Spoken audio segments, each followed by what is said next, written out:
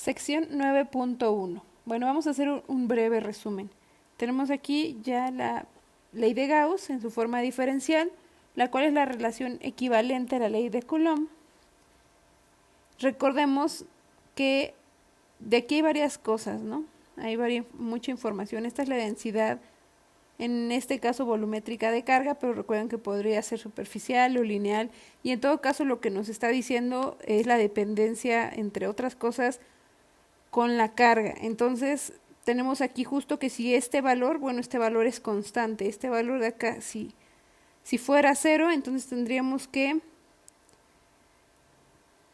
la divergencia del campo eléctrico sería 0. Esto ocurre cuando estamos en el vacío, y podríamos entonces concluir, para empezar, o recordar más bien, que las fuentes del campo eléctrico son las cargas. Esa es una cosa muy importante. Otra cosa importante es que recordemos que la ley de Gauss, como vimos en los capítulos anteriores, se satisface tanto para cargas estacionarias como cargas en movimiento. Entonces, justo ρ tendría dependencia, o podría depender, tanto del tiempo como de la posición. Sin olvidar que, sin importar el campo de un marco de referencia en el que estemos trabajando, siempre se debe cumplir la conservación de la carga. Cargas en movimiento son una corriente, y justo aquí podemos ver la dependencia de la densidad de carga con respecto del tiempo, como se había mencionado. Entonces aquí tenemos justo la ecuación de continuidad, donde tenemos la densidad de corriente que satisface. Este signo negativo es importante porque justo nos da la parte en la que debe haber conservación de la carga. No siempre podemos estar creando, sino tiene que haber se debe compensar de un lado lo que del otro se está transformando. Así entonces podemos decir que el cambio en el tiempo de la densidad volumétrica de carga, bueno, en este caso para 3 dimensiones, es igual a la divergencia de la densidad de corriente. Si la densidad de corriente es constante en el tiempo, la llamamos distribución estacionaria de corriente. El campo magnético de una distribución estacionaria de corriente satisface que el rotacional del campo magnético es igual a μ epsilon 0 por la densidad de corriente. Nos interesan las distribuciones de carga y los campos que dependen del tiempo. Vamos a suponer entonces que tenemos la densidad de carga que depende de t, que está aquí. Recuerden que aquí J es la densidad de corriente, entonces de esta relación, justo si tenemos que la parcial de la densidad de carga con respecto del tiempo es distinta de 0, entonces también tenemos que la divergencia de la densidad de corriente es distinta de 0. De donde entonces, si esta relación fuera 0, porque no tenemos una dependencia del tiempo para la densidad de carga, eso implicaría que la divergencia de la densidad de corriente también sería 0. Esto sería justo en el caso estacionario. Entonces, si estamos en el caso estacionario, podemos entonces aplicar la divergencia a esta relación, porque ya sabemos que la divergencia de J nos da justo 0. Y si lo hacemos, esta contradicción nos dice que justo el rotacional del campo eléctrico igual a μ0 por la densidad de corriente no puede ser correcta para un sistema en el que la densidad de carga varía o depende del tiempo. Una distribución estacionaria de corriente para la cual se cumple justo esta relación es aquella en la cual tampoco la densidad de corriente es dependiente del tiempo. Ahí sí se cumpliría justo esto. Podemos plantear el problema de una forma diferente. Consideremos el campo magnético en torno a un hilo que conduce cargas, como se muestra en este diagrama, y usemos el teorema de Stokes justo en esta relación del rotacional del campo magnético. Entonces recordemos que el teorema de Stokes nos pasa de una integral lineal a una superficial. y viceversa. Aquí lo que nos conviene es que justo nos deshacemos de varias cosas importantes, como el rotacional. Ahora entonces solo tenemos la integral de línea del campo magnético. Entonces este teorema, como el teorema de Gauss que usamos para justo pasar de la forma diferencial de la forma integral a la forma diferencial, ese nos cambia de una integral de área a una de volumen, y es por eso que obtenemos la divergencia.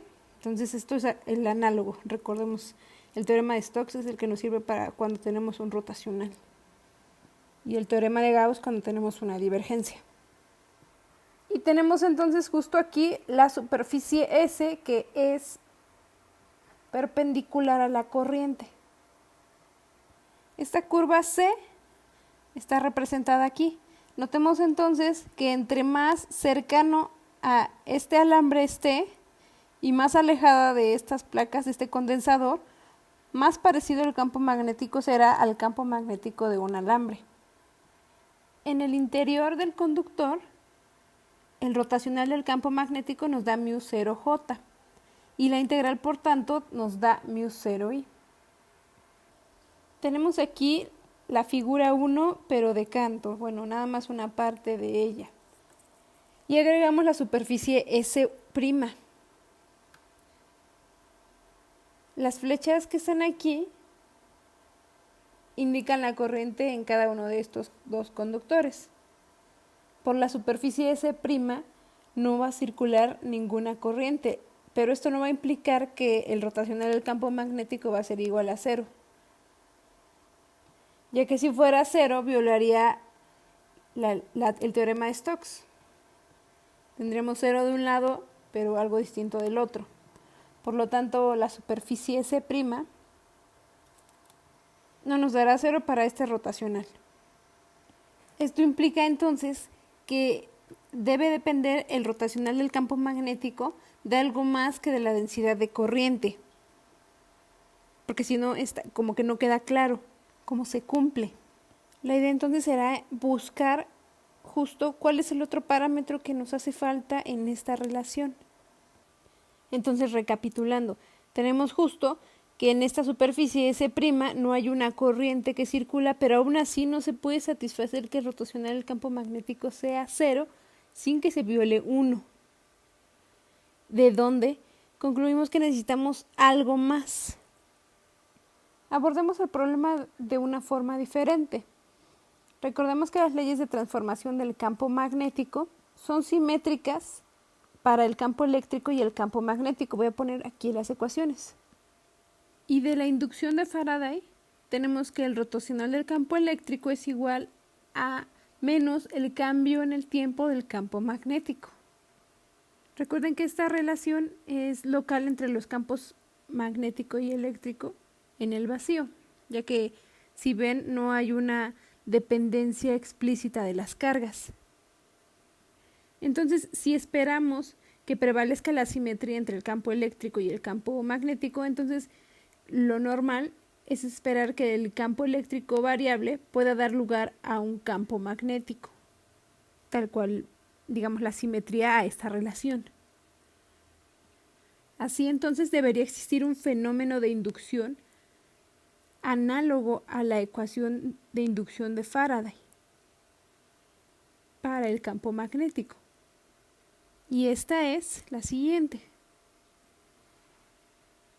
Entonces tenemos de esta deducción, de estas relaciones, que el rotacional del campo el rotacional del campo magnético es igual a ε0 μ0 por el cambio en el tiempo del campo eléctrico. Y justo esta es la parte que falta en la relación anterior, aquí,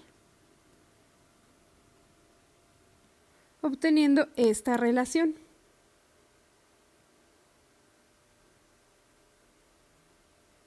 Ahora, si tomamos la divergencia de ambos lados del signo, obtenemos, y ahora sí, el primer término nos da 0, este término de aquí, recuerden que μ0 es constante, por lo cual sale de la divergencia, y ya habíamos visto que esta es la primera parte de la ecuación de continuidad, la cual nos daría menos la parcial de la densidad de carga con respecto del tiempo. Y acá también recuerden que podemos permutar o intercambiar los operadores. Entonces por eso es que podemos meter la divergencia hasta dentro de la derivada. Y estas son constantes que salen de cualquiera de estos dos operadores. De donde obtenemos justo esta relación. Aquí fíjense que lo que pudimos haber hecho es no sustituir la ecuación de continuidad y tendríamos entonces μ0, la divergencia de la densidad de corriente igual a toda esta parte de aquí. Eso lo tendríamos de este lado con un signo negativo. Y ahora entonces tenemos la divergencia del campo magnético, perdón, del campo eléctrico, que por la ley de Gauss sabemos que esto es 1 sobre epsilon 0 por ρ. Es decir, esta epsilon de acá se me va y me queda aquí justo la parcial con respecto de la densidad de carga de ρ con respecto de t. Es decir, esta parte de aquí, que con la ecuación de continuidad me da menos la divergencia de la densidad de corriente. Con lo que justo hemos resuelto el problema que teníamos desde el principio. Ahora sí sabemos cuál es el valor que complementa esta relación para poder satisfacer el problema adecuadamente y el teorema de Stokes. Y bueno, está muy bonito porque entonces con esta última ecuación de Maxwell, la del rotacional del campo magnético, con justo esta corrección que se le conoce como la corrección de Maxwell, podemos obtener directamente la relación de la ecuación de continuidad. Está muy padre porque hasta este momento nosotros ya conocemos 4 ecuaciones de Maxwell y la fuerza de Lorentz, y es todo lo que necesitamos. 4 ecuaciones y la fuerza de Lorentz, 5 ecuaciones, y con eso podemos construir cualquier relación del electromagnetismo. Digamos, hasta ahora estamos ya completos. Cualquier cosa que necesitemos la podemos obtener relacionando estas ecuaciones. Entonces eso es muy padre. Y bueno, aquí terminamos.